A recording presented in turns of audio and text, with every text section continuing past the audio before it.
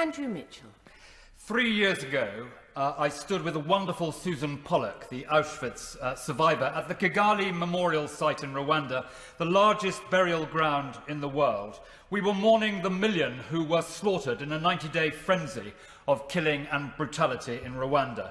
Most of those who took part have been brought to justice, either through the Arusha International Tribunal, the Gacaca courts, which have processed hundreds of thousands who have returned to Rwanda from the hills of the Kivus because they see the process is decent and fair. The death penalty in Rwanda has been abolished, and most countries have extradited back to Rwanda, including the United States, Canada, Belgium, Sweden, and others.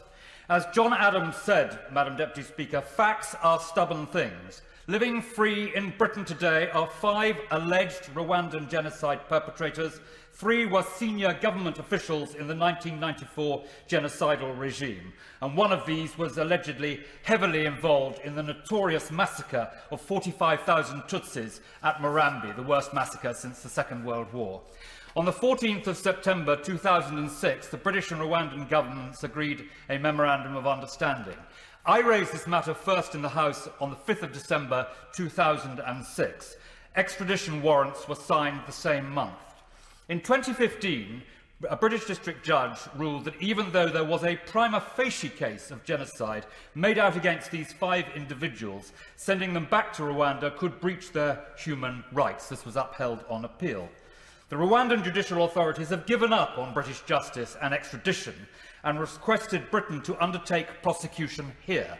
The authorities indicated the collection of evidence already laid out in the court papers and filed in the UK, via the War Crimes Unit, would take up to 10 years to process. So these are the facts.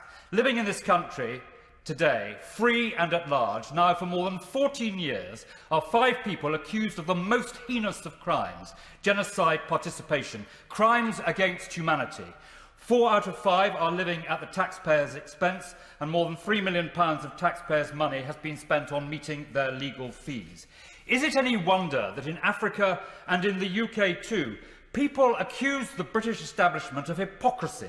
To them it looks suspiciously as if crimes against white Europeans are taken more seriously than those perpetrated against black Africans.